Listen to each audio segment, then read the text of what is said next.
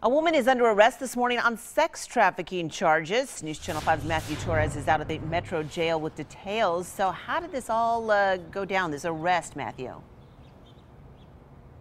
Jennifer, good morning. Undercover officers went to a condo as part of this bust. They answered to an online ad from the suspect and were invited to that condo to perform sexual acts on women. Take a look at the mugshot. Metro Police say Fen Shan Kwan arranged the meeting at a condo on Lebanon Pike at Briley Parkway last night.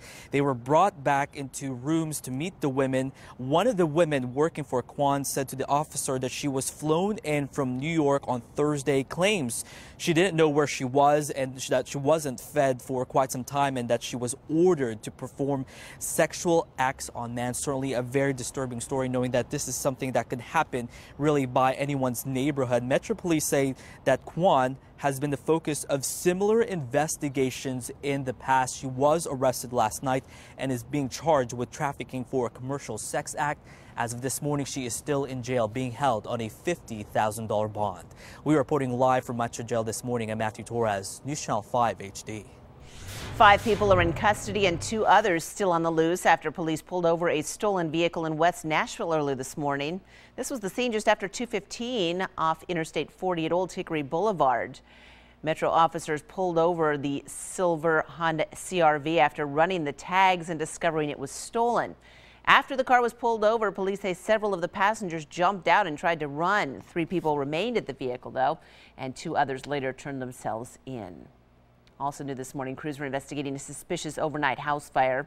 We were the first on the scene of the fire this morning in West Nashville. We are told that it was a vacant house. No one was home at the time. The house suffered heavy damage on one side, but was not a total loss. Crews were able to get the fire out within a matter of minutes. The cause, as we said, is still under investigation, but the home had no power and the fire is considered suspicious.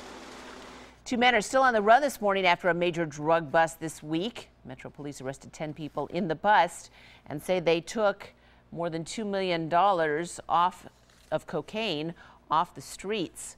Police say it was the biggest drug bust in Nashville in 7 years. Along with 50 kilos of cocaine, detectives seized nearly $1 million in cash. Metro Police and other agencies searched several homes Thursday, as well as a storage unit. Detectives are still looking for these 2 men, Donald Trammell and Patrick Cantrell. Call Crime Stoppers at 615-74-CRIME if you have any information about where they might be. A drug bust landed 2 men behind bars in Shelbyville. The 17th Judicial Drug Task Force, Shelbyville Police, and a Bedford County deputy worked to arrest Takesta Smith and Saria Saharith. Both are now facing drug and weapons charges.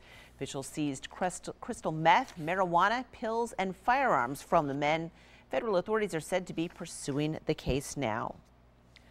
A flasher is on the run this morning, and police in Murfreesboro hope you can help catch him. Yesterday at the Dollar General store on Bradyville Pike, police say the man went in and asked a cashier about lotion and then exposed himself.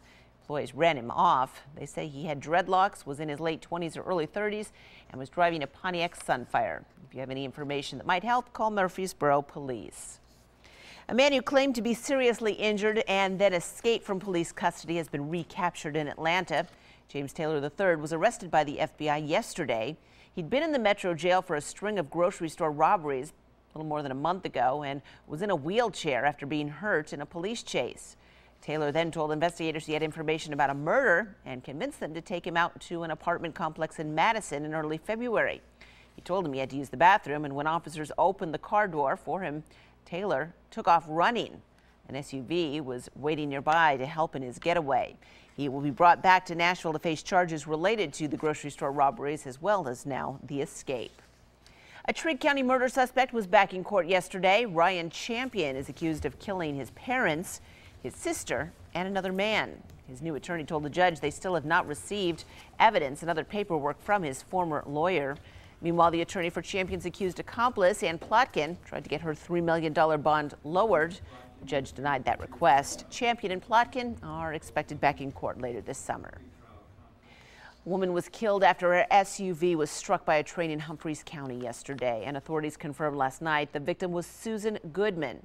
She was the head of the Humphreys and Benton County United Way, also a former Mrs. America. The crash happened just before 1 yesterday afternoon at the Consular Road crossing in Waverly. We're told Goodman's Ford Explorer was hit by the CSX train, made up of 2 locomotives and 31 rail cars. Investigators say it's still not clear why her car was on the tracks. Folks in Montgomery County have the chance to speak up today about concerns in the community. Today is the first of 3 meetings hosted by Sheriff John Fusen and the Montgomery County Sheriff's Office. Today's meeting is for folks in the eastern part of the county. It starts at 10 a.m. at the Living Hope Baptist Church in Clarksville. The next meeting will be in mid-June for folks in the southern areas of the county, and then in mid-September there will be a meeting for western Montgomery County. Today in Smyrna, they are holding a family safety and preparedness expo at the town center. They will have seminars and booths and more than 20 vendors. Disaster planning groups like the Rutherford County Emergency Management Agency and the Red Cross will be there as well. Admission is free. Starts at 9 this morning and runs till 5.